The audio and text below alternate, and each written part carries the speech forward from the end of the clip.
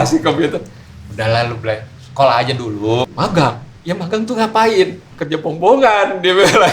Prosesornya masih Pentium. Ingat nggak? Ya. Pentium 1, Pentium 2, Pentium 3. Tapi orang datang ke ATX, itu electronic channel. Wah itu lu ngerjain komputer mulu. Bisnis unit kali, orang bank mah di bisnis unit, bukan di IT. IT mah jadi tukang lo. Buat apa lo kalau punya main musik tapi lo berakhir di telinga lo doang gitu. Halo, selamat datang di Retroism Plus 62. Kenangan masa lalu menambah semangat dan energi masa kini untuk menyambut masa depan. Salam jadi hari, gua Exki ditemenin sama teman gua Pak Lur Lebong. Langsung aja kita ketemu dengan Retrois atau Retro Guest kita hari ini. Ya. Perkenalkan diri, Mas. Oh ya, saya Ari Kusdinar namanya, tapi dipanggil Ari. Kalau misalnya mulai main bergaul itu tahun 78-an, kira-kira bisa nebak lah umurnya berapa. Iya. Sip. Oke, selamat datang. Selamat datang. Mas Terima Ari Kusdinar.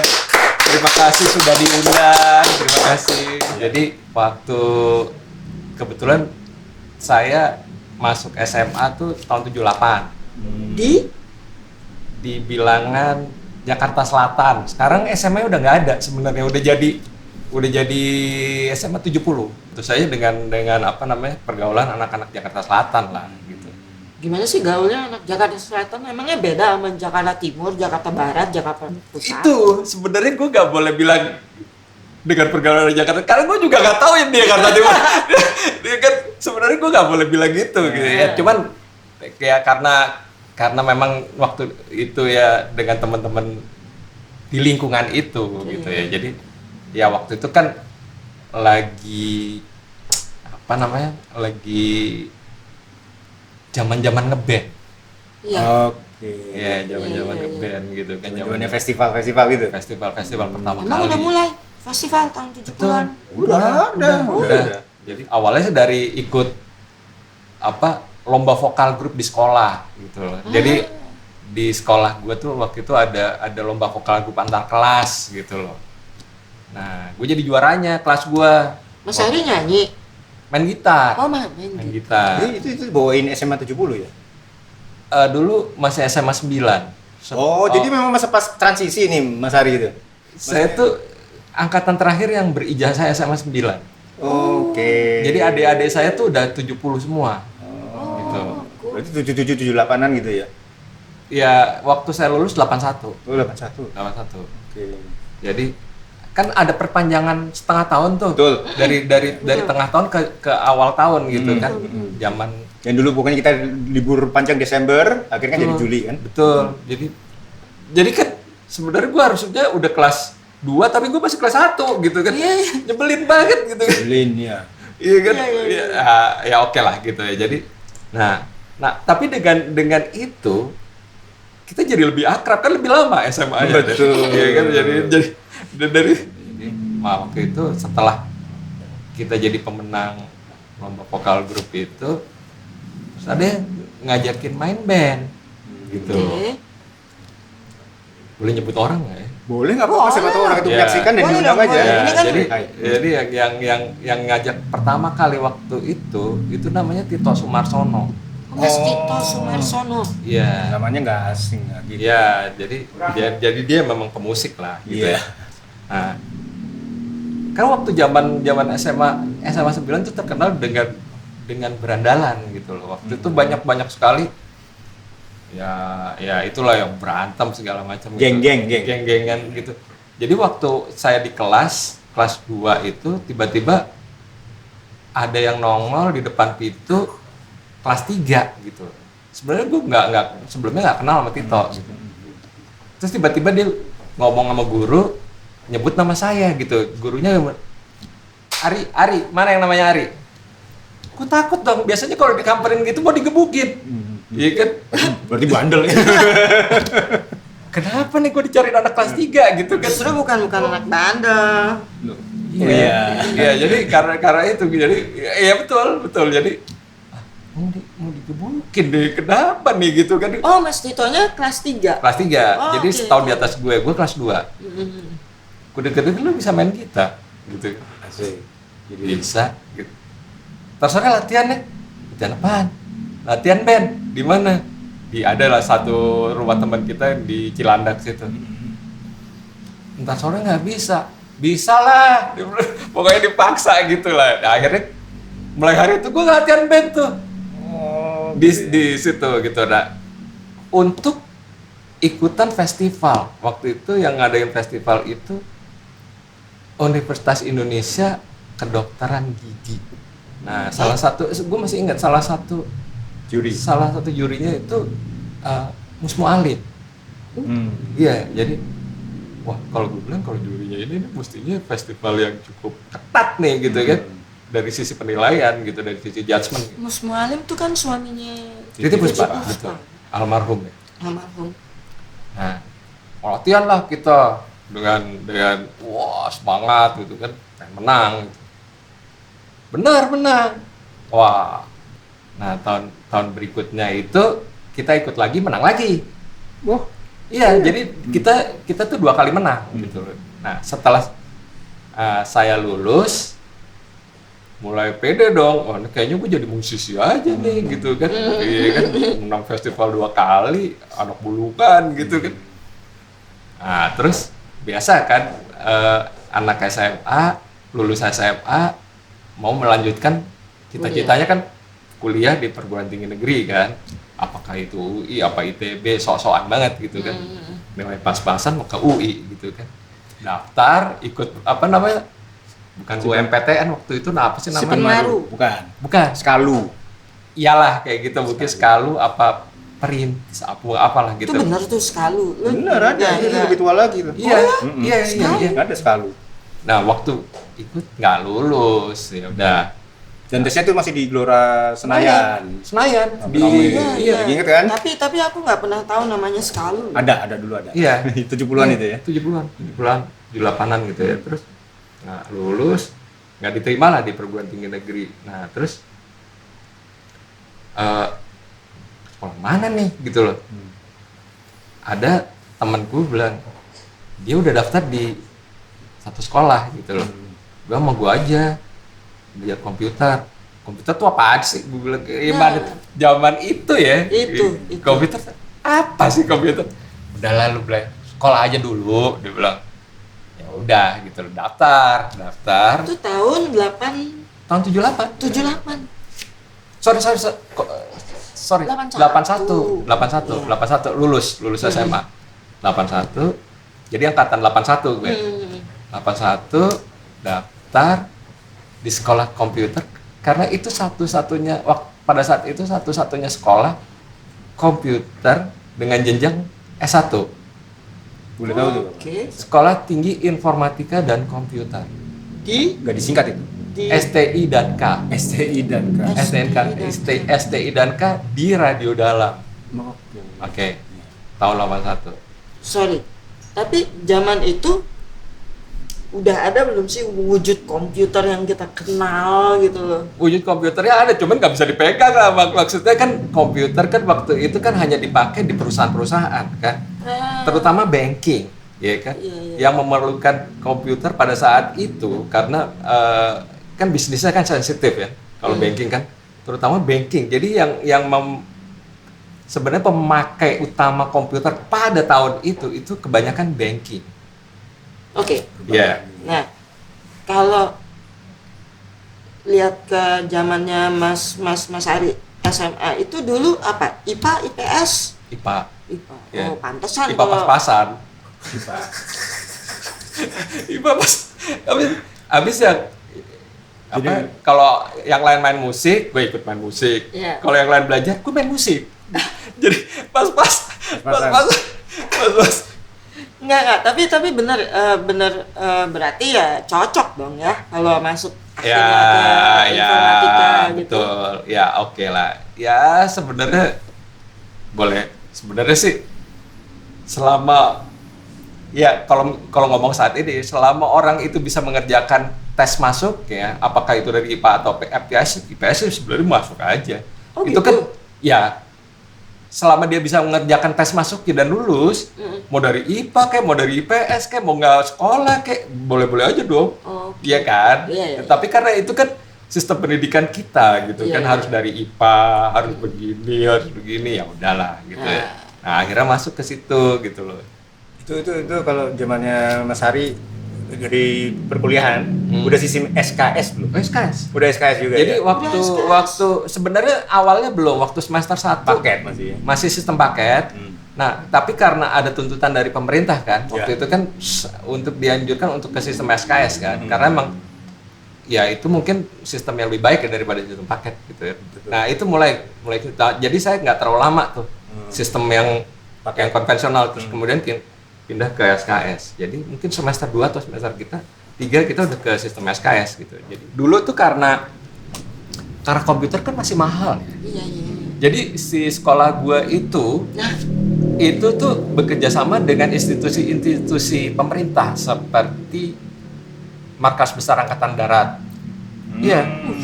Karena mereka udah punya sophisticated sistem yang computerized gitu dan dulu masih pakai punch card tuh. Ya kalau cari aja di Google punch card tuh apa zaman tahun komputer nggak bisa dijelasin ya.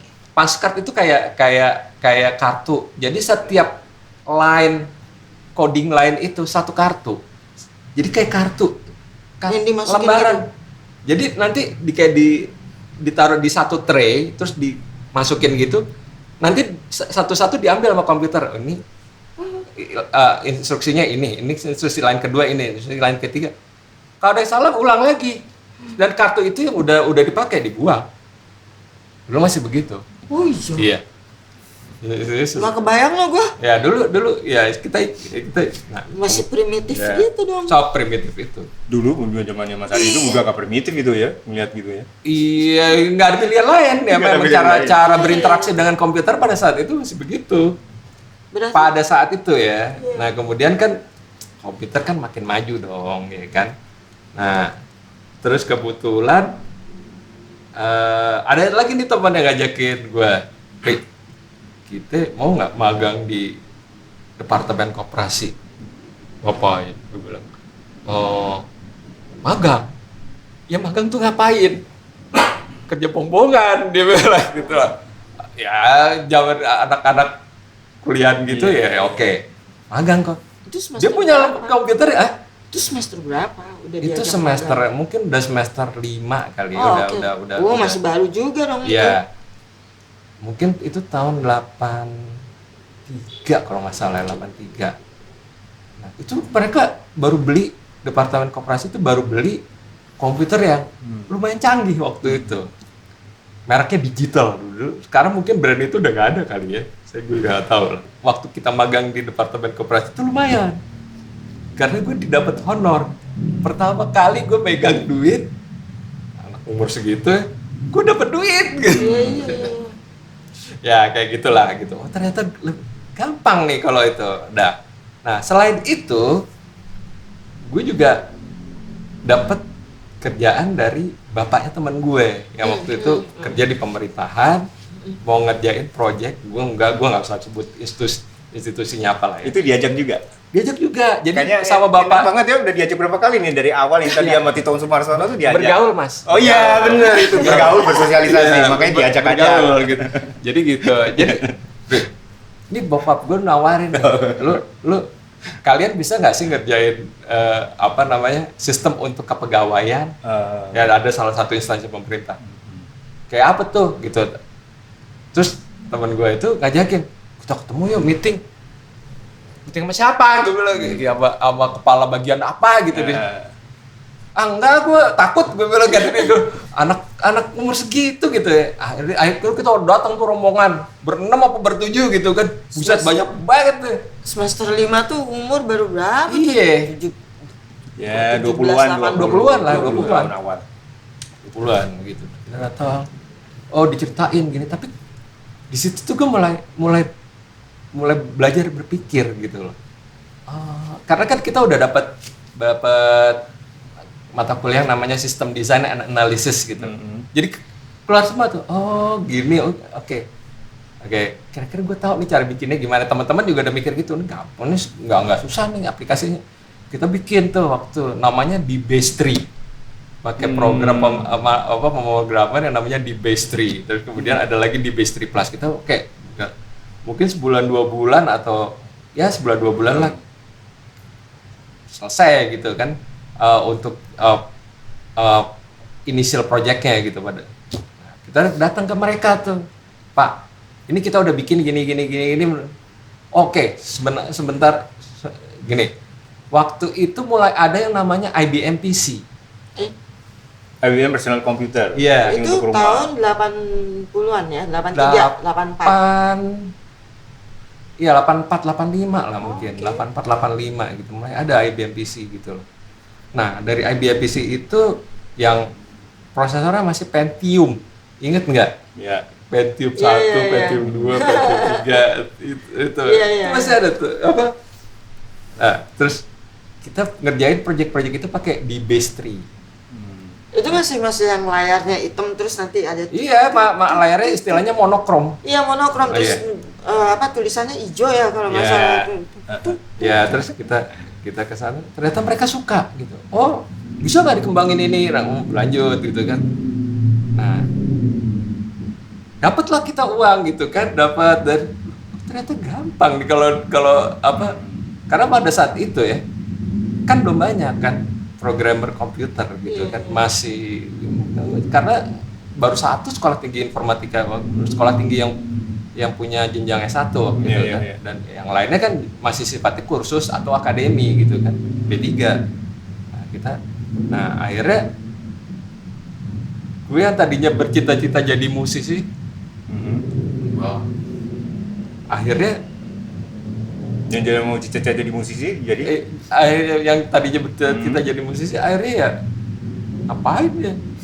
Tapi udah dibayar mahal tuh Mas, maksudnya untuk ukuran zaman belum sih, masih dari project base gitu. Cuman kan itu kan menjanjikan, kan menjanjikan nih. Daripada musisi, gue pernah ngamen di salah satu kafe di daerah Falatehan itu, apa sih namanya? Top Gun. Hah? Top Gun bukan. Udah hardcore. Enggak, jadi ada kafe kecil gitu. Gue main piano di situ, solo piano. Dimarahin mulu sama manajernya. Oh iya. Lu mainnya lagunya Rolling Stone sih, sama The Police. Mestinya lagu semi klasik dong. Berarti kan kalau komputer yang kita tahu kan pasti itu applicable ya. Berarti kuliahnya tuh mesti latihan, mesti berhadapan dengan komputer bener gitu. Berarti waktu zamannya Mas Ari hanya berkesempatan menyentuh komputer itu kalau pas ke perusahaan pemerintah itu dong, atau di tempat kuliah udah ada? Ya kan ada teman-teman yang bapaknya kaya beli komputer PC. Oh iya. Kita ke situ main. Masih gede gitu ya masih. Boxnya gede banget gitu loh. Iya kan? Masih konde orang bilang ya. Iya, masih konde. Iya. Oh iya. Iya, isinya konde ya, bener kan? Karena kan monitornya kan kayak orang berkonde gitu kan. Waktu kapan itu? Saya lupa tuh. Saya beli komputer untuk ya komputer sederhana lah ya. Jadi kayak itu mereknya Sinclair waktu itu karena Sinclair. Ya, waktu itu karena butuh untuk belajar gitu, akhirnya saya dibeliin bapak saya itu bekas tuh, komputer bekas gitu ya, disambung ke TV sebagai monitor, terus storage-nya untuk ngerekam programnya itu pakai kaset. Iya. Kaset. Jadi kalau kaset itu diputar, Iya. Oh, jadi storage datanya di situ ya, bukan yang di belum ada disket. Belum ada disket tuh dulu. Yang disket itu kebetulan baru kemudian gitu waktu pemrograman di Base3 itu baru tuh ada floppy drive yang 5,4 inch itu baru ada tuh. Sebelumnya malah lebih besar lagi kan, yang 8 inch gitu kan. Wah, 8 inch malah nggak tahu sih. Dari awalnya yang 8 inch tuh Mas, kalau ya. Oh iya, yang panjang ya. Yang besar 8 inch itu tuh. Bawa juga nggak ngerti, gue kayak bawa piringan hitam gitu. Iya, iya. Iya kan? Iya. Sebelumnya lagi itu kayak mesin cuci. Storage tuh. Iya. Segede mesin cuci itu, mesin cuci iya? di rumah gua itu yang ada Bisa. front loadingnya itu segede gitu tuh storage. Sekarang yang cuma segede gini, itu dulu segede gitu. Iya, nggak kebayang loh. Kenapa? Pakai kaset. Kaset. Iya, Jadi kaset. yang direkam itu adalah sinyal analog, ya kan? Jadi kan dulu kan belum ada yang namanya storage magnetic storage sih. Belum kalaupun ada tuh masih sangat mahal. Belum bisa dijual ke konsumer gitu kan. Nggak akan mungkin dibeli gitu kan. Makanya diciptakan. Nah, jadi sinyal digital itu diterjemahkan dulu ke analog, direkam dalam pita magnetik. Oke. Nah, itu sebagai penyimpan. Waktu kita mau retrieve, mau ngambil lagi, mau load, istilahnya sekarang loading. Itu dari analog itu diterjemahkan ke digital, baru dijadikan program gitu. Nah, sekarang saya mau tanya ya, kalau misalkan yang zamannya pakai kaset, mau loading nih, itu kan di play, Iya. ya kan? Itu musik terus sampai Kita atau tandain. loadingnya selesai. Nah, Kita tandain tuh di sini nih kan ada itunya kan, ada jendelanya kan. Iya. Kita tandain nih kira-kira di sini nih. kasihan banget ya. Iya kan, terus kita lihat itu diam gitu. Nah, diam, nah ini awalnya nih gitu loh. Nah, awalnya nah, udah. Terus kemudian ada apa tuh? Apa sih perusahaan apa yang bikin ya ini kemudian lah ya. Commodore bukan? Bukan, ini saya udah kerja di satu bank gitu ya. Mereka beli storage untuk programmer PC gitu loh. Nah, storage-nya segede gini nih, segede kalau apa? Tempat roti. Iya. Iya, tempat roti yang bisa dibuka itu segede gitu. Tempat disket juga segede gitu tuh dulu zaman Tahu nggak lo? disket. Kapasitasnya 5 megabyte. Yang bener mas. Gua aja sampai ketawa sekarang. Sekarang segini. Ih. 5 megabyte. Oh iya. Iya. Sekarang segini 128 giga. 250 Iya. gigabyte. Sekarang malah tera ya. Iya. Lah. Ya itulah awalnya komputer gitu kan. Jadi seru ya.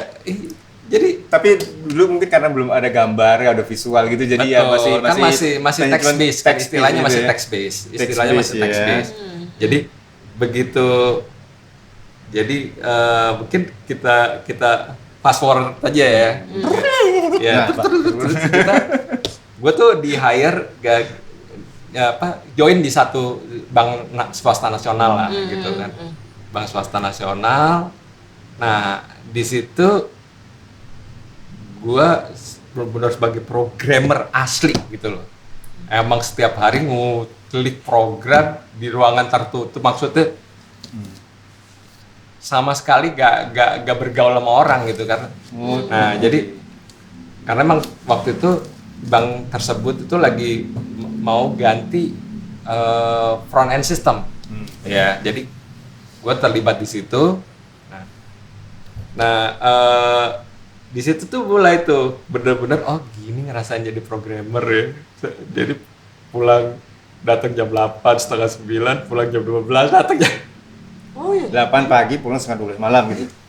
ya. Jadi tapi kan karena itu lagi ada project gitu kan. Lalu begitu projectnya selesai ya balik lagi 9 to 5 lah gitu. Itu sendiri mas? Enggak lah, satu Satu rombongan lah, ada di ruangan itu ada mungkin ada 6-7 orang lah gitu. Itu program untuk apa? Untuk teller system. Teller Untuk system. teller Sorry, system. tadi kalau yang masalah yang awal kan di HRD itu ya, Iya, Pak. kepegawaian. Nah, itu programming untuk apanya?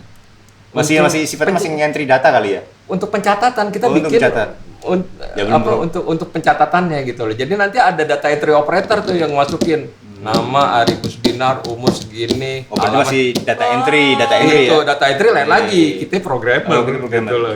Kita yang bikin programnya, data entry mah cuma masukin data gitu kan. Iya. Nah, terus di bank nasional tersebut mulai tuh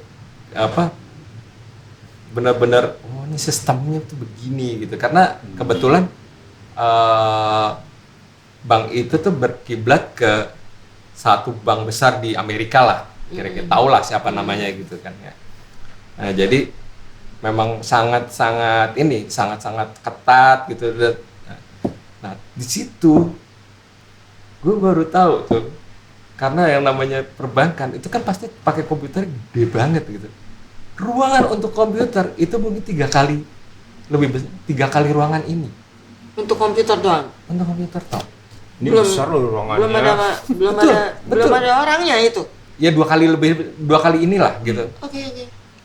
Dan itu disebutnya mainframe komputer. Dan dia berpendingin air. Berpendingin air seperti mobil karena panas. Oh iya. Iya, IBM mainframe. Berarti ada karburator. Radiator. Radiator. Ada radiator ya. Ada radiator. Ada berradiator. Jadi iya. Jadi maintenance untuk radiator itu 3 bulan sekali. Dicek liquidnya kayak apa, terus panasnya benar-benar mahal banget. Bisa kering juga gitu ya? Enggak ya? Ya nggak tahu sih, nggak belum kejadian sih. Tapi emang mesti diganti gitu ya, setiap 3 bulan sekali gitu ya? Ya karena kan, dan dia kayak sama kayak mobil, jadi ada indikator panas gitu loh.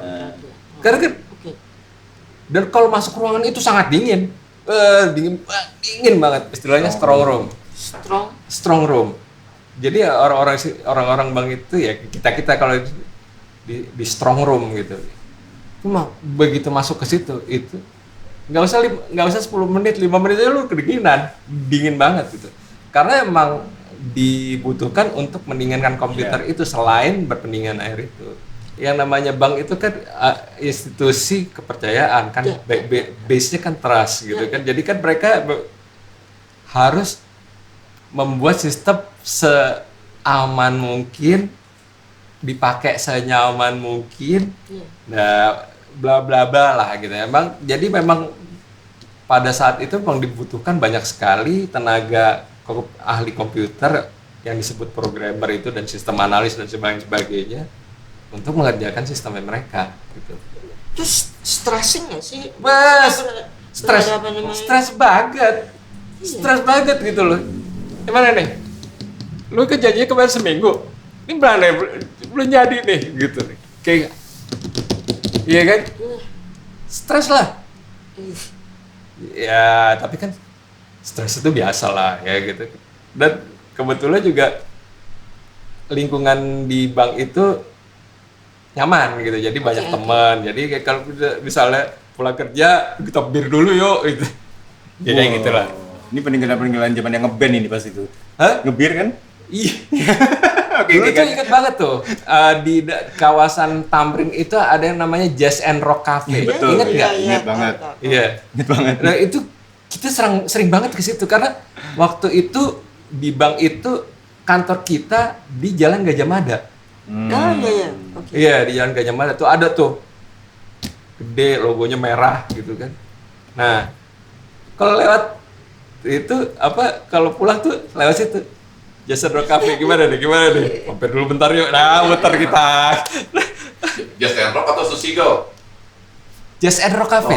Jazz and Rock Cafe. Kayaknya udah Ubah aja orang dia yang kesana, physically dia yang kesana. Terus Mas, gini. Kan dulu kan benar-benar tuh satu ruangan penuh gitu tuh isinya tuh komputer gitu. Dan kerjanya juga kan gimana. Itu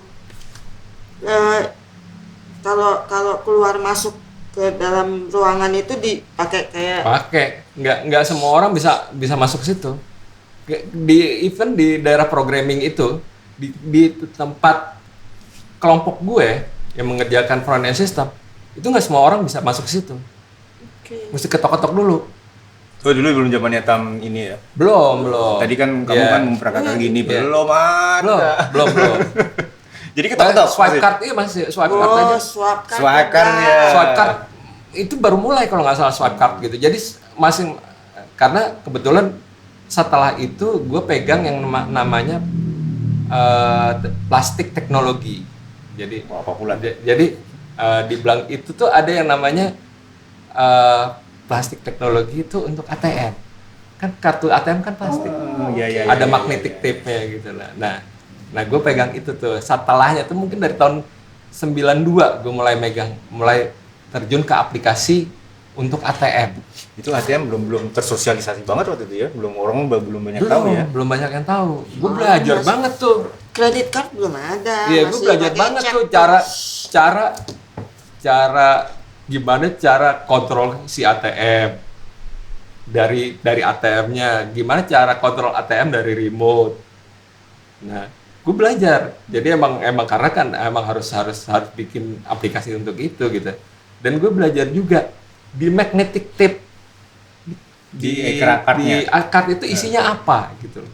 Apa sih Mas isinya? Hah? Isinya kue. Ya, Isinya kue tergantung. Benar dong, Ada- boleh dong. Ya ada abon, ada ayam. Sama aja rupanya. Ya kan ada inilah ada. Itu kalau itu pertanyaannya bukan isinya apa, rasanya Oh, apa, iya. Mas? Ya Jangan code main- lah, coding ya, code ya. Ada nomor account, ada apa gitu. Ya dan kita punya tuh untuk set keluar di itu. Ini account apa gitu. Jadi sebenarnya kalau gue waktu itu mau malsuin kok mau menggandakan kartu ATM gue sih bisa aja gitu. bener ya. Tapi kan Pernah terpikir? Enggak. Karena buat apa gitu loh. Ya, Nah waktu itu kan gue cuman bikin itu apa namanya untuk ngetes gitu. Jadi gue selain jadi programming, gue juga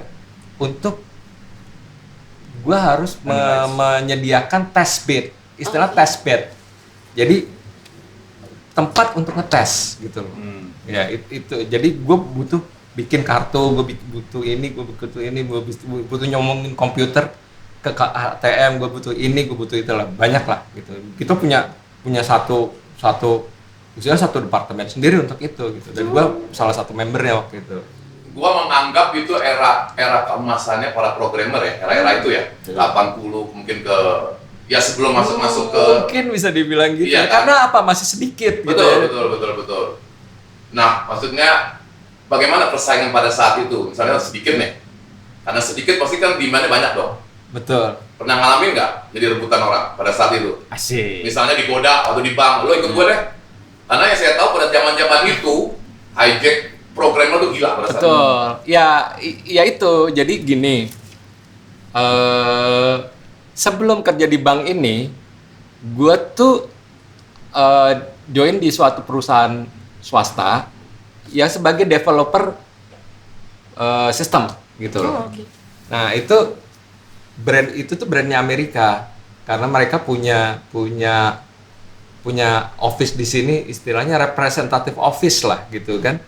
Tapi waktu itu tuh gue sebagai tenaga programmer di situ untuk melayani BAT, karena kan BAT kan perusahaan asing tuh, dan mereka sistemnya kan di istilahnya di drop dari prinsipalnya gitu, dari si BAT pusatnya gitu. Jadi yang handle itu tuh mesti kantornya si developernya itu yang dari Amerika gitu loh. Nah jadi mereka buka representative office itu dengan menyewa programmer lokal. Salah satu diantaranya gua. Jadi gua pernah tuh ke pabriknya BAT di Cirebon. Kok gue sebut BAT? Ya pokoknya gitulah ya, perusahaan rokok lah. Nah, karena gue di persip gitu, dianggap bisa menguasai sistem itu yang ternyata dibeli oleh si bank nasional swasta ini. Kalau dia ojok-ojok lah, lu join sama gue aja lu, gitu loh. Gajinya segini. Pasti ngalamin, pasti ngalamin. Ini Programmer pasti ngalamin. kita pada butuh zaman itu. nih ditelepon sama bos-bosnya. Bangga dong ya, Iya. diperebutkan oleh bank-bank. Kan Bukan gua cewek-cewek bilang, iya. yang merebutin bank-bank. Kan diteleponnya kita sama bos dong. Gajinya berapa gitu, segini. Hah? Ya kan mulai itu dong, mulai apa, Mulai gundah nih di posisi Iya. ini ya. soalnya kan di perusahaan yang di perusahaan yang si Amerika itu ya gue yang gue seneng tuh gue jalan-jalan ke Australia 2 minggu 3 minggu, di Hong Kong sebulan, di Singapura, gue jalan-jalan. Itu masih muda banget ya Mas Ari ya? Tahun 87 88. Oke. Gue terakhir tuh gue tahun 89 di situ gitu. Gue jalan-jalan wow. Ke waktu itu gue bisa ke Hong Kong dalam setahun itu 2 kali 3 kali. Iya. Kan jalan-jalan dong. Anak mas. Iya, enggak, masalahnya tenaga ahli komputer, programmer yang berbahasa Inggris itu kebetulan cuma gue.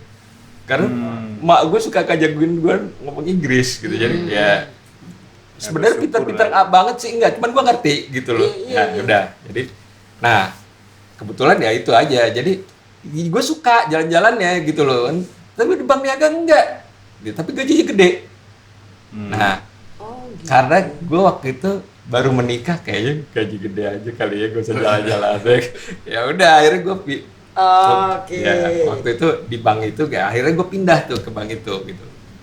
Gue pindah ke bank itu ya cukup lama gue berkarir di bank itu dari tahun 90 ke 2000 waktu itu.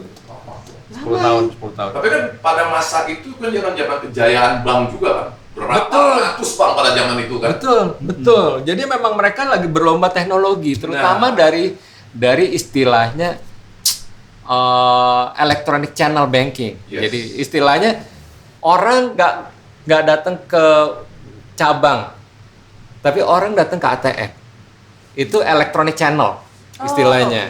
Istilahnya gitu. Ya, itu lagi dibangun oleh masa-masa itu tuh mulai tuh dibangun gitu. Jadi nggak perlu banyak-banyak. Jadi memang waktu itu ada analisa dan survei bahwa orang sebagian besar ke cabang itu untuk ambil uang. Nah, yang melakukan konsultasi dengan customer service dan itu tuh hanya sekian persen gitu. Lu ngapain buka cabang? Kalau emang cuma ngambil uang, buka ATM. Nah, itu waktu itu mulai tuh kayak gitu. Dan memang lagi berlomba-lomba untuk teknologi di situ pada saat itu ya. 90-an itu ya. 90 awal. 90 awal. Dan ya mulainya mungkin dari 89, 90 dan seterusnya gitu. Pernah ada godaan suruh pindah bank? Pernah lah. Malu-malu banget ngomong. Iya, pernah. Ya cuman ya mungkin ya kalau disuruh kepindah ke bank lain gue rada reluctant, enggan gitu ya. Karena memang bank ini tuh jadi bank yang tempat gue kerja tuh jadi panutan gitu loh. Dan secara sistem tuh emang bagus gitu loh. Kalau gue dengar bank itu yang nawarin gue kayak enggak gitu. Bank ini wah gajinya gini, iya sih gajinya gede cuman enggak gitulah kayak gitulah. Akhirnya gue tuh kalaupun gue pindah, gue nggak akan ke bank lagi gitu. Karena kerja di bank tuh berat. Iya. Pasti.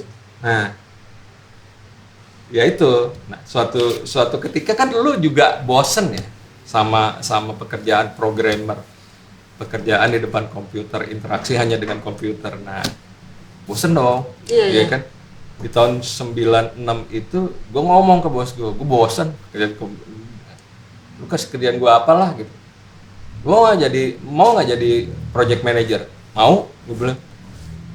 Karena lu kan memenuhi syarat, lu bisa programming, tapi lu nggak bisa project. Lu cuman, ini gue kasih buku project management, lu belajar. Akhirnya dari sejak 96 sampai gue resign dari bank tersebut, gue jadi project manager. Gue di situ. Itu waktu kuliah ada pelajaran project manager untuk IT. Project management nggak ada, belum ada. Jadi gue belajar di situ. Gue belajar on the spot. Jauh banget ya bedanya dari yang. Tapi sebenarnya sih nggak susah-susah amat. Lu cuman memanage orang sama waktu, gitu aja. Memanage orang sama waktu aja gitu loh. Kalau orang yang nggak bisa ya cari cara gimana supaya dia bisa gitu loh. Gitu aja. Tapi orang-orang yang berhadapan dengan komputer juga atau? Iya. IT system. Jadi mengerjakan aplikasi nih, misalnya gue ada bank perlu apa gitu, aplikasi baru untuk dibangun. Kemudian ada 4, 5 orang, 6 orang yang ngerjain project itu, programmer semua dong, ya kan? Nggak ada yang mengelola project itu, ya gue yang mengelola gitu. Lu mau manage ya. Iya. Dengan lu mau manage itu, tapi lu masih sempet ada belajar bahasa pemrograman baru nggak? Kan pasti Enggak, program itu. gue bosan. Asli bosan. Akhirnya bosan kan? Asli bosan. Walaupun ada kan program-program baru. Gak, gue tuh justru waktu itu memikirkan untuk pindah ke bisnis unit. Nah, waktu tahun 95 itu gue tuh nggak di ATM lagi. Nah, gue tuh dialihkan ke project ekspor impor. Bank tersebut punya satu divisi yang melayani kredit Hmm. LC segala untuk ekspor impor gitu. Nah, gue kebetulan terlibat dalam aplikasi pembuatan aplikasi ekspor impor. Dan jadi gue ngobrol tuh sama teman-teman di bisnis unit ekspor impor. Menarik. Wah, itu lu ngerjain komputer mulu. Bisnis unit kali, orang bank mah di bisnis unit, bukan di IT. IT mah jadi tukang loh. Iya. Nah, udah. Gua bilang gue bosan, jadi akhirnya dikasih kerjaan sama bos gue jadi project manager. Ya udahlah, nggak apa-apa lah. Tapi kan belum jadi orang bisnis unit gitu kan. Nah, singkat cerita ya gue mau pindah ke bagian Exim nggak dikasih, akhirnya gue cabut. Exim. Ekspor impor, bukan penyakit ya. Itu pertanyaan dari DTI. Mas Aris, lagi balik lagi kan Mas Aris kan dari bank dari tahun berapa? 90 ya? Iya. Ngalamin nggak proses transisi personal komputer di setiap unit kerja? Iya. Atau kan zaman dulu kan komputer orang tertentu nih. Iya. Ngalamin nggak transisi setiap meja ini sekarang dapat PC, ngalamin nggak? Ngalamin. Ngalamin. Jadi main komputernya untuk menjalankan aplikasi perbankan itu kan masih sistem mainframe, yang komputer yang segede-gede banget gitu kan. Ya, istilahnya. Nah, jadi yang ada di depan kita adalah istilahnya dump terminal gitu. Dump terminal. Jadi kalau sekarang kan bukan dump terminal. Dump terminal itu sebenarnya cuman workstation, tapi dia nggak ada prosesor, yang nggak bisa apa-apa. Dia hanya langsung berhubungan sama si mainframe komputer gitu. Nah, kemudian di perjalanannya itu berkembang. Jadi selain orang punya dump terminal, orang ada PC-nya juga. Jadi PC itu bisa berfungsi sebagai dump terminal gitu loh. Nah, akhirnya kita dikasih PC satu-satu gitu. Misalnya untuk tulis surat, Word gitu. Karena gue sempet juga karena waktu gue di plastik card teknologi itu gue berhubungan dengan visa internasional itu mungkin sekitar tahun 78. Nah, visa internasional itu gue harus korespondensi dengan mereka melalui email waktu itu, dan emailnya juga emailnya masih apa sih sistemnya, Lotus apa ya waktu itu, masih pokoknya ya belum kayak email zaman sekarang gitu. Jadi memang email yang close bukan Word ya? Bukan Word tadi. Belum ada. Dulu Lotus gitu. Masih Lotus, masih pakai Lotus. Lotus 1 2 3. Iya. Iya.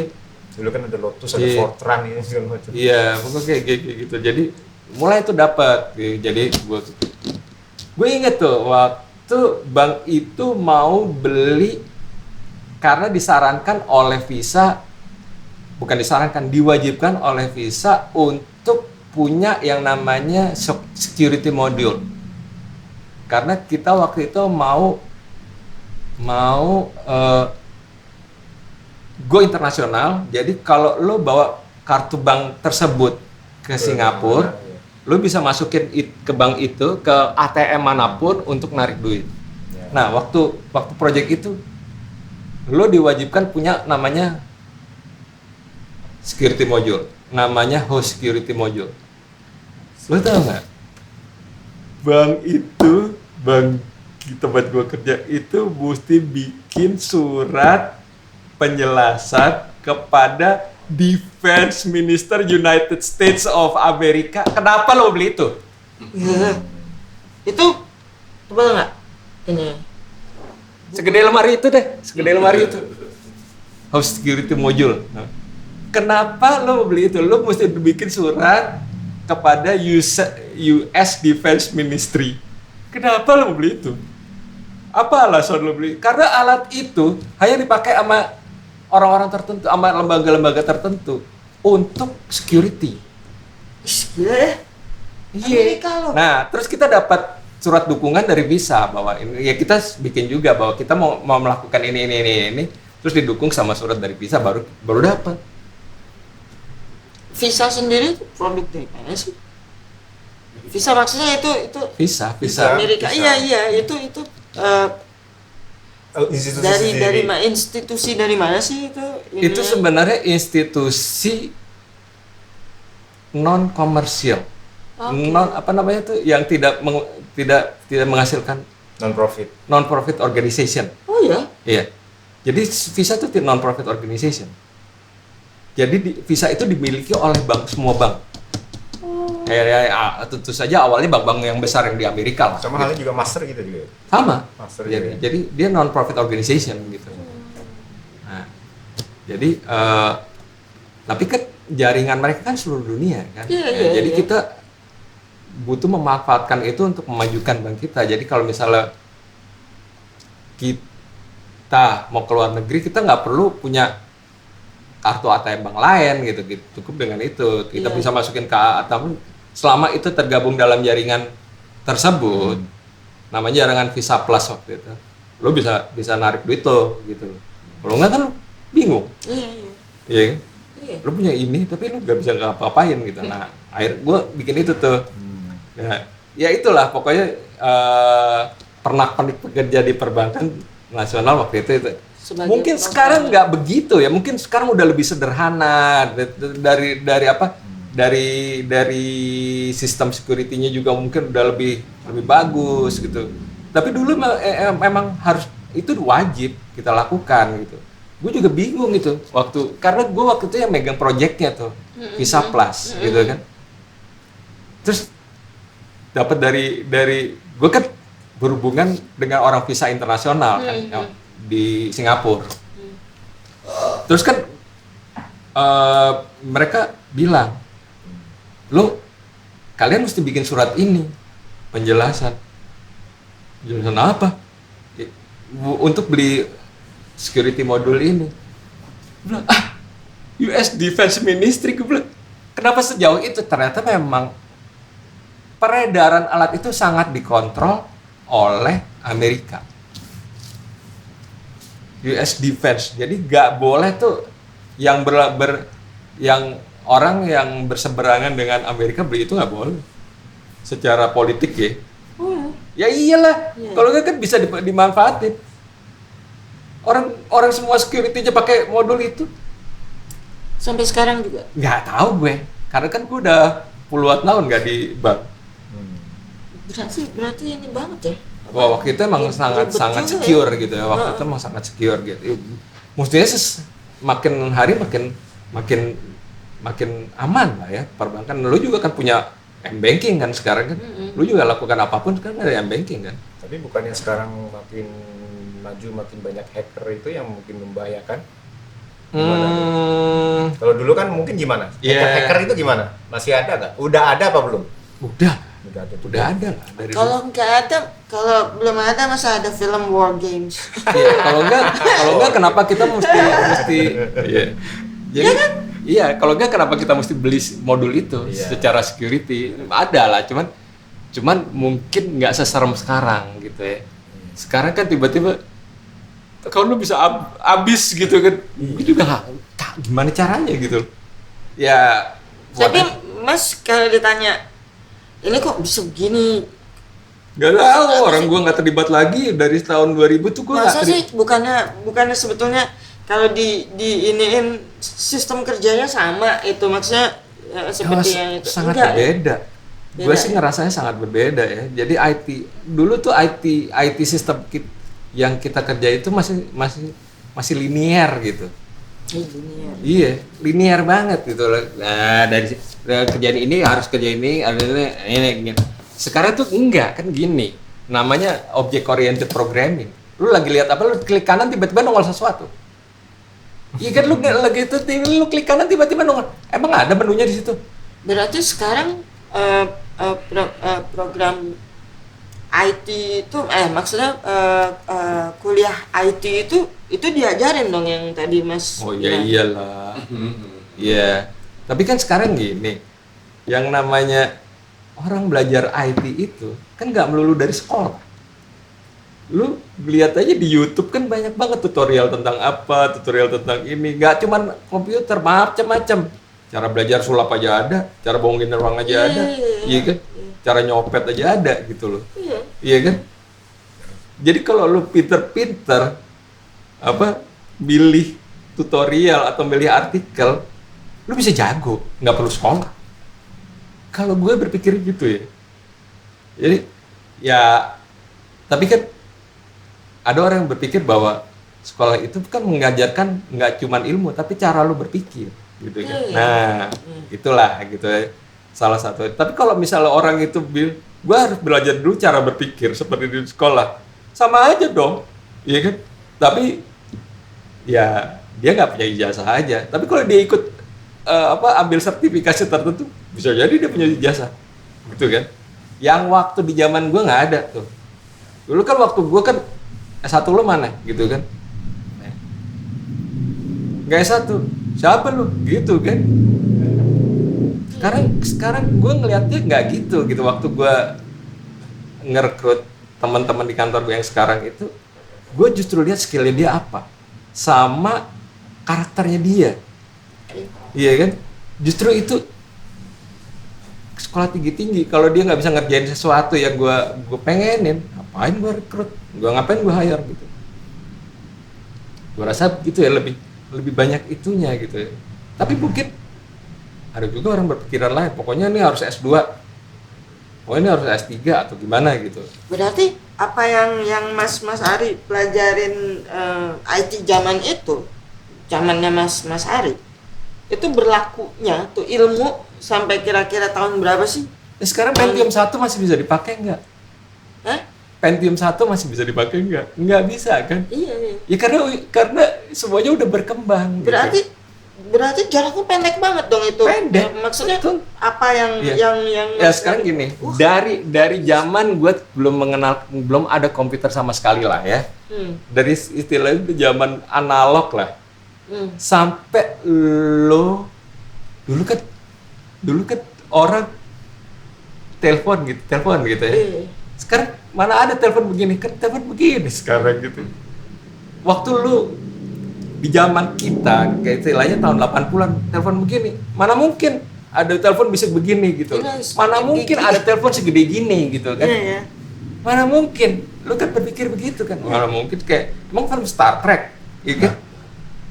Berarti emang pendek banget ya masa itu. Iya, dari zaman sekarang sampai kita bisa melakukan apa aja dari handphone, dari smartphone kita, itu berapa lama? Iya kan? Dari mungkin eranya 80-an gitu ya.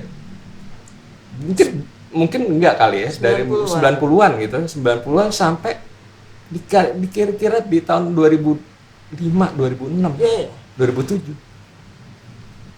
Itu bukannya pendek? Pendek dong. Cepet banget ya. Cepet. Iya kan? AI itu udah bisa ngapain sekarang gitu loh. Gue sampai begitu lihat AI, jangan-jangan orang nggak perlu bakat ya jadi pemusik. Iya, gue mikirnya gitu. Jangan-jangan orang pernah lihat yang Suno.ai nggak? Lu masukin kalimat, dia bikinin lagu. Gue yang pikir, jangan-jangan orang nggak perlu bakat ya jadi pemusik. Orang dia bisa kok, lu ngajarin komputer. Emang dia berbakat si komputer? Mengerikan nggak sih ngeliatnya kayak gitu? Gue sih enggak ya. Karena manusia tuh punya feeling, punya touch, punya yang mereka nggak punya, si AI itu nggak punya. Gue sih masih percaya itu. Tapi kita mesti bisa memanfaatkan itu. Kalau lu nggak bisa lu memanfaatkan itu, lu lewat. Lu harus bisa memanfaatkan si AI. Tapi serem loh. Kalau AI kan Mas Ari kan bilang kalau kita tuh punya hati, punya feeling, punya ini. AI nggak punya. Disuruh bunuh orang langsung. Gimana? Iya. Nah, ini nih ada cerita nih yang gue pikirin dan gue ngomong sama temen gue, kalau misalnya nih ada AI nih, itu ada AI lain, dia bersekongkol nih untuk menghancurkan dunia. Gimana ya? Kira-kira gitu. Iya. Mikir yang lain aja kali. Tuh temen gue ngomong kayak gitu. Oh ya udah. Ya, itu kan sempet. Iya. Apalagi Cuman gini, yang gue pikirkan waktu ada suno.ai, lu pernah kan suno.ai kan? Pertama kali nongol itu gue dikasih tau teman gue, Ri, lu coba ini deh. Untuk gue buka aplikasinya, anjir, asik, gue masukin. 2 menit jadi lagu, walaupun lagunya cuma semenit ya. Tapi bikinin 2 versi sama dia. Versi yang satu begini, versi dan antara satu versi dan versi yang lainnya itu beda. Gue mikir, jangan-jangan orang jadi pemusik gak perlu bakat ya? Iya, itu. Iya. Iya betul. Gue nggak tahu. Oh God, gue bilang. Tapi bukan gue nggak akan nolak karena buat gue akhirnya dari situ gue jadi sering pakai dia gitu. Kalau lu punya ya, ini kita ngomong pindah nih, kalau lu punya ide, katakan bikin lagu tentang apa ya? Tentang apa sih? Tentang tamasya gitu misalnya. Tentang tamasya, jalan-jalan. Moodnya kayak apa sih gitu loh. Gue bikin dong di situ. Jadi, oh moodnya begini. At least buat gue inspirasi. Tahu. Oke. Walaupun gue nggak akan bikin dengan harmonisasi seperti itu, chord progressing seperti itu nggak akan mungkin gue. Karena ya itu ya bukan cara gue aja gitu. Tapi gue moodnya begini ya gitu loh. Kerasa tuh. Oke.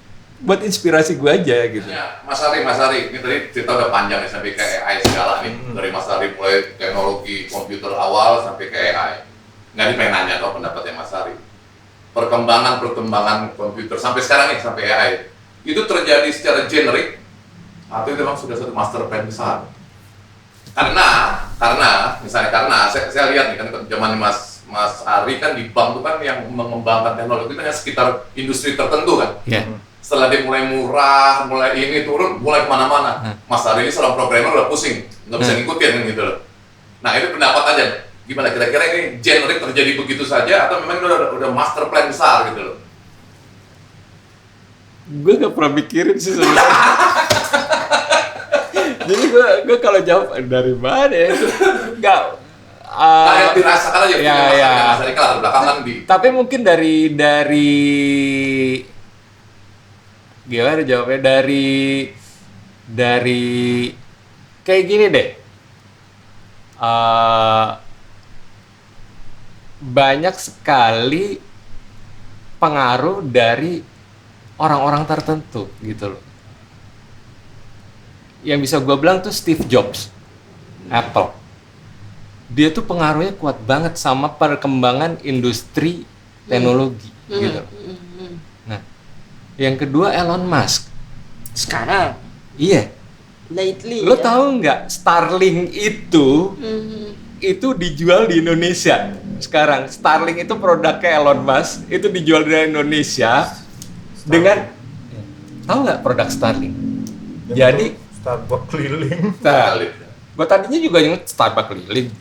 Dan ternyata Starlink itu produk internetnya Elon Musk. Melalui satelit, ya. Dengan bulanan 750.000, start 750.000. Tapi gue nggak tahu alat yang harus dibeli itu berapa, gue belum tahu. Tapi gue pikir juga nggak mahal-mahal banget sih, ya. Yang itu biasa aja lah. Internet kan banyak kayak gitu.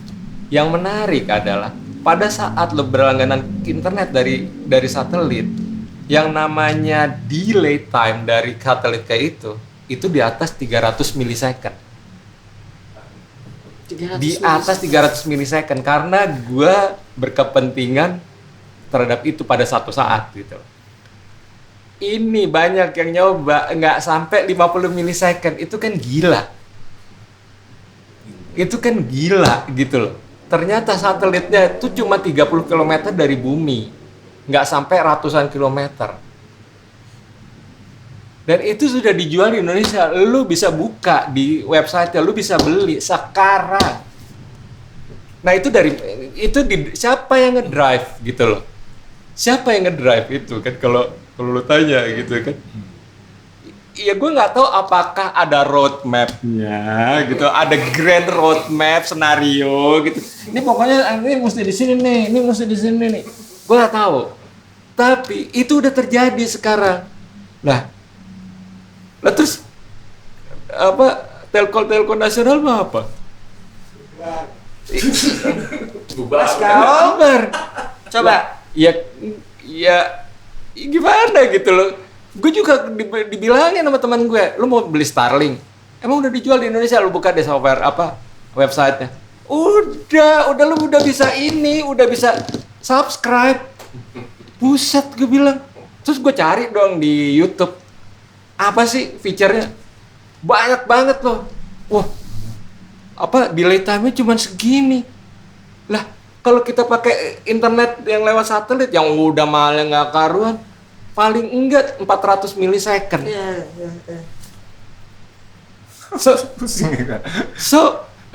Iya, siapa yang ngedrive? Kan orang-orang tertentu kan yang ngedrive kayak gitu kan. Ya itulah kalau ditanya siapa, apakah ada grand scenario di balik ini gitu kan. Apakah itu secara istilahnya secara organik kah berkembangnya? Gue nggak percaya sih kalau secara organik. Nggak percaya. Iya, makanya Banyak yang punya kepentingan, banyak sekali yang punya kepentingan, terutama perlombaan di antar bangsa lah, antar negara lah ya, kayak Israel, Amerika. Emang dia nggak punya kepentingan menguasai teknologi, iya kan? Dan banyak juga untuk kalangan-kalangan yang lain, kayak misalnya sport, kayak F1 gitu. Sangat mahal dong teknologi IT-nya. Ya. Tapi kan F1 yang tahun 10 tahun yang lalu ternyata udah ada di jalan. Teknologinya udah dipakai di mobil jalan umum gitu loh. Kan akan ke situ gitu kan. Iya, akan diproduksi banyak murah. Banyak hal gitu. yang sebetulnya sudah ada sebelum kita menyadari bahwa itu itu ada gitu. Iya. Kayak misalnya gini. Lo beli gitar tahun 80, Fender. Mungkin harga yang di value saat ini di atas 20 juta. Ya kan? Baru lu dapet gitar yang suaranya enak. Zaman sekarang nih, detik ini lu beli deh gitar yang harganya 3 juta. Sama suaranya. Kenapa? Dibikinnya pakai teknologi. Ada yang namanya CNC router yang harganya tuh mungkin sekarang sekitar 25 sampai 50 juta. Di mana dia memotong kayu dikontrol oleh komputer secara precise. Untuk menjadikan sebuah alat musik, kayu itu apa sih? Presisi dong. Selama itu presisi, suaranya bagus. Lu beli Gibson yang harganya 30 juta sama gitar yang harganya 3 juta, lu main kan ada bedanya. Cuman kalau dibawa ke panggung kagak keren, bos. Iya kan? Lu nggak bawa Gibson, nggak bawa Fender, ya. Tapi suaranya sama, gitu. Lu pilih mana? Kalau gue di studio di rumah doang, gue beli yang 3 juta. Iya kan? Iya. Kenapa? Karena teknologi. Iya kan? Dari semuanya, dari pemotongan kayunya lah, pembuatan pickupnya lah, hardware lainnya lah. Ya kalau zaman dulu kan udah jadi murah gitu lah. Apa pakai tenaga orang begini. Kenapa gue tahu? Karena kemarin anak gue tuh beli gitar harganya 3,5 juta. Iya kan? Gue mainin sama gitar gue yang harganya 15 juta. Harganya suaranya sama. Gue kena anjing gue. Sebel gue gitu. Kamu beli berapa? 3,5. Anjing, kenapa gue beli yang ini mahal-mahal? Gimana maksud gue? Iya, Mas Ari. Nah, mumpung dia udah menyentuh gitar nih. Tadi kita ngomong udah luas nih, gede kan. Terlalu big lah, kita sampai pusing sendiri mikir. Masalah kita kecilin nih. Sesuai dengan hobinya Mas Ari nih, musik. Iya. Gue pengen tahu nih, apa nih pengaruh perkembangan teknologi terhadap hobinya Mas Ari bermusik. Oh ya, oke. Itu kan sempat vakum ya musik berarti waktu. Iya, jadi karena gue berpikir pada saat itu, sebenarnya gue kan bercita-cita waktu zaman SMA tuh bercita-cita jadi musisi kan. Tapi karena ternyata dari tukang programmer ini duitnya lebih gampang dapetinnya, ya gue memutuskan ngapain gue susah-susah jadi musisi gitu, dimarahin mulu, mainin lagu ini kagak orangnya kagak dengerin segala macam. Ya udahlah, gue tinggalin, gue kerja, gue sekolah serius, gue jadi programmer gitu. Sampai suatu saat di bank nasional tersebut, gue harus beli sesuatu karena gue megang proyeknya namanya phone banking. Nah di phone banking itu komputer yang harus dipasangin yang alat yang namanya sound card. Dulu tuh gue belum tahu. Barang langka ya. Iya dulu harganya itu waktu itu gue beli dari Inggris kalau nggak salah mereknya apa ya. Satu cardnya harganya tuh 5.000 US dollar. Sound card. Ya kan gue bilang oh ini nih yang ngatur suaranya gitu loh. Nah pendek cerita akhirnya gue bilang ini kayaknya teknologi cikal bakalnya musik nih gue bilang untuk mengolah audio di dalam komputer. Nah di tahun 2000-an itu gue masih di Bank Niaga waktu itu, teman gue ada yang hobi main game. Nah biasalah kalau kita dapat bonus tahunan gitu atau habis THR gitu, kita suka rame-rame ke Glodok tuh. Beli apa lah, ada yang beli DVD player lah, ada yang beli apa. Rame-rame ke Glodok punya duit gitu kan. Itu gua ngerasa tuh setelah kerusuhan 98 tuh gua ngerasa banget tuh. Setelah 99 apa tahun 2000 gua menjelang resign dari bank itu gitu ya. Temen gue beli komputer karena dia hobi main game, beli komputer yang harus ada sound cardnya, namanya Sound Blaster. Ada yang masih inget ya? Nah, Sound Blaster. Nah, gue tuh mulai belajar tuh waktu itu. Nah, ternyata di Sound Blaster itu ada MIDI input. Terus gue ngeliat itu, temen gue namanya siapa waktu itu gue tanya, ini ada MIDI inputnya nih, keren. Emang kenapa? Emang pasti tuh MIDI input ke teman gue nanya gitu. Ya gue ceritain untuk kontrol jadi ini gitu. Nah, singkat cerita mungkin gue udah nggak di bank tersebut ya. Pokoknya gue akhirnya beli tuh si Sound Blaster itu gitu. Sama gue kebetulan punya keyboard yang punya feature MIDI controller. Gue colokin pakai kabel MIDI, cepret. Waktu itu ada software namanya Sonar Cakewalk. Untuk bikin lagu. Gue main itu bunyi, wah teriak gue bisa main musik. Itu oke. Artinya semua bukan semua. Ini teknologi ini udah kebeli gitu, udah affordable. Ya kan sebelumnya kan gila loh kalau mesti beli sound card $5.000 duit dari mana? Waktu itu setelah kerusuhan dolar berapa? 20.000 sempat kan akhirnya turun jadi 12-an gitu. Kalau $5.000 berapa waktu itu? Jadi kan 50 juta lebih kan? Nggak mungkin dong. Ini sound blaster waktu itu mungkin sekitar 2-3 juta atau 4 juta gitu. Which is ya bisa pakai kredit card kayak gesek gitu kan. Nah, udah dong kayak gitu kan. Tapi tetap aja belum memulai sebagai ini, cuma main-main aja ya, gue bisa ngerekam gini. Zaman sekarang ini alat musik yang bisa menghasilkan ya quote unquote menurut gue ya suara atau audio yang berkualitas tuh sangat tidak mahal buat gue. Dengan yang disebut sound card atau audio interface itu dengan yang 2 jutaan aja itu udah bisa menghasilkan suara yang lu nggak tahu nih rekaman di studio apa di pinggir kali apa di mana gitu, lu nggak akan tahu. Nah cuman ya itu lu harus menguasai ilmunya gitu sampai supaya alat itu tidak terdengar murahan gitu ya. Itu yang gue belajar tuh dari bikin musik satu hal, mempersembahkan musik atau mempersembahkan musik ke dunia internasional hal lain. Karena waktu gue bikin musik sebagai arranger, sebagai pemain musik, berhenti di situ. Kan lu mesti memproses, kalau di dunia ini namanya post production. Editingnya lah, mixingnya lah, apanya lah. Itu hal lain. Waktu gue pertama kali bikin musik, kok dengerannya jelek ya. Padahal gitar gue kan mahal. Ya. Ternyata salah mixingnya. Oh gitu. Iya dong. Salah mixingnya. Iya kan? Kok suara bassnya jelek ya? Kan bass gue mahal, bagus. Kan efek gue keren. Kenapa sih suaranya jelek? Lu nggak bisa mixingnya. Dan belajar mixing itu jauh lebih susah dari belajar musik. Nah, disitulah gue belajar.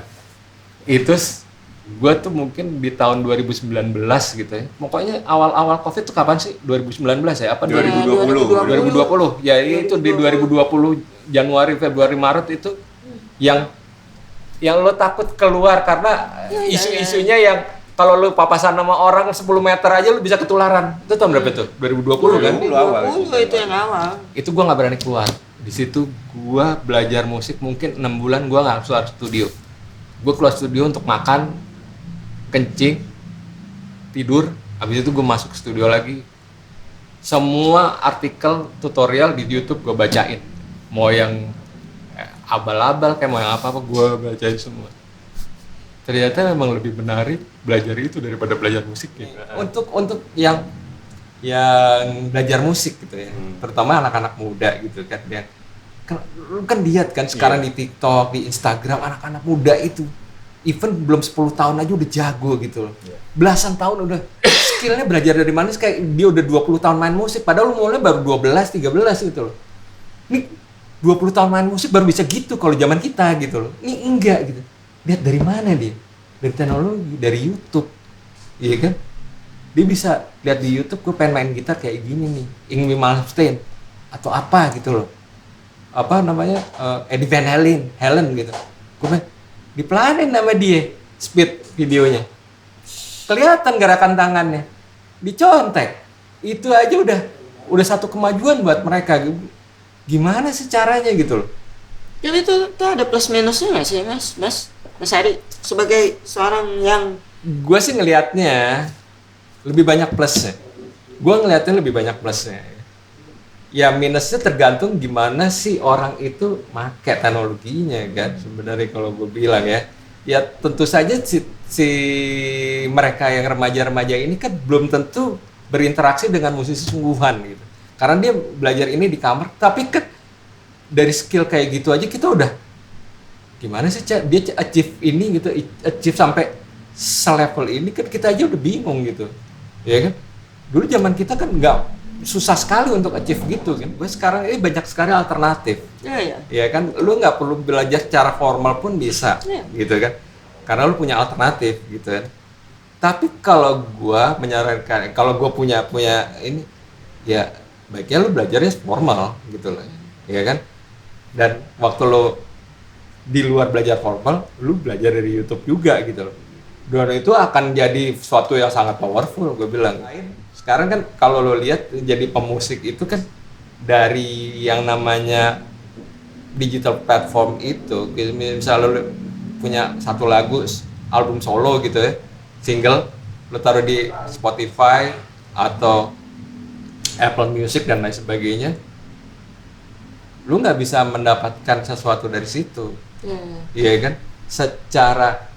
Secara finansial berapa sih yang akan lu hanya sekarang musisi-musisi itu kalau lihat aja di banyak di artikel-artikel di YouTube dan di IG itu bahwa mereka itu sekarang dapetin duitnya dari offline, manggung lah, main di kafe lah, apalah gitu. Jadi memang tampil di publik gitu kan.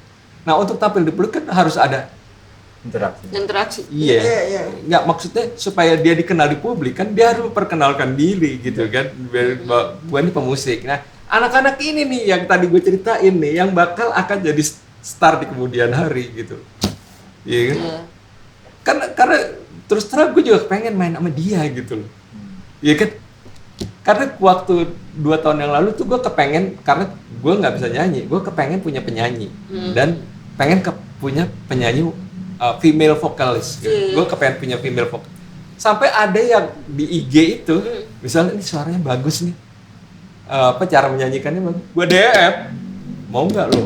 Gue ini ya, cuman kan ada yang gini, takut kali mereka ya hubungi manajer saya gitu loh.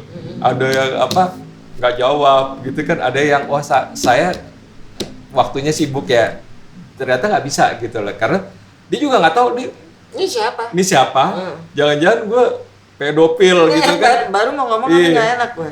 Jadi kan, kan, nggak tahu kan, tapi gue kepengen gitu punya penyanyi female vokalis gitu.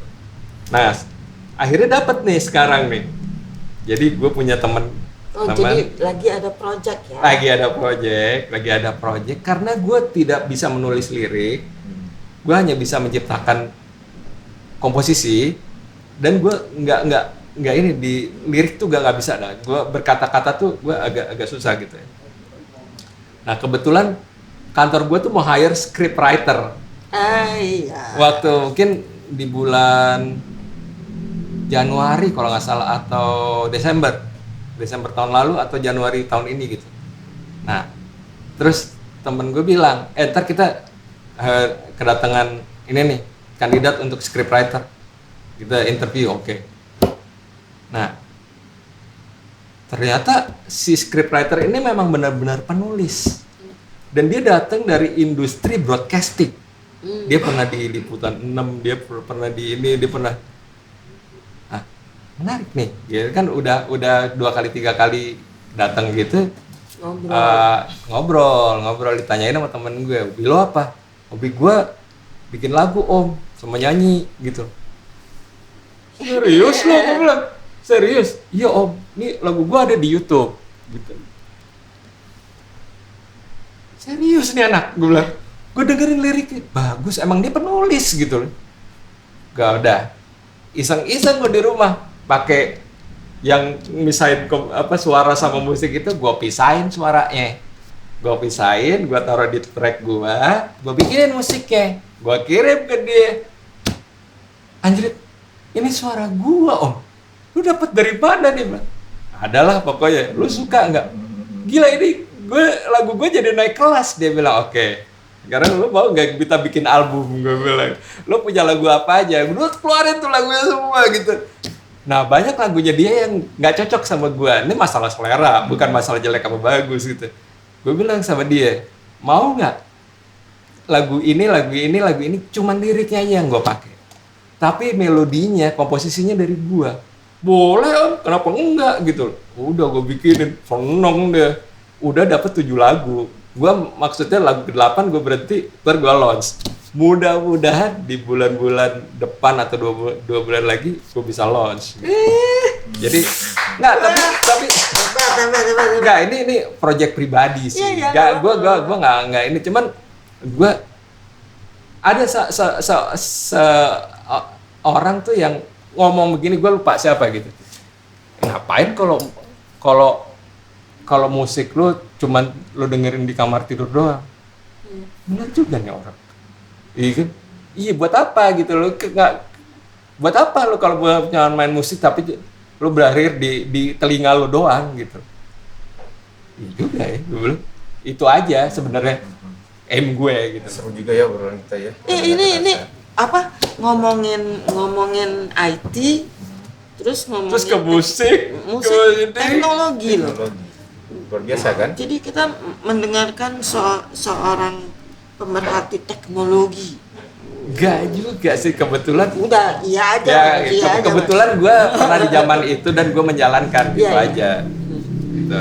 Tapi aku seneng loh. Maksudnya walaupun tadi ngikutin menyamakan, membayangkan kayak gitu, kayak gini itu bicara teknologi itu, ini juga kadang-kadang gue juga nggak nangkep juga gitu, tapi ya interesting. Yeah. IT. Yeah. Menarik. Oke, ya udah kalau gitu sampai di sini dulu. Mas Hari banyak banget masukan, terima kasih input sudah mengundang saya. Kapan-kapan sampai kita ngobrol lagi yuk. Siap. Ya, boleh. Terima kasih. Ya. Oke. Kemana nih? Sini. Tengah. Oke. Sekian dulu. Ikutin tunggu episode-episode kita di YouTube. Retroism Plus 62. Jangan lupa subscribe. Jangan lupa subscribe dan like. Komen. Ya, share juga. Udah ya. Oke, kalau Sampai di gitu. sini Ya. Bye-bye.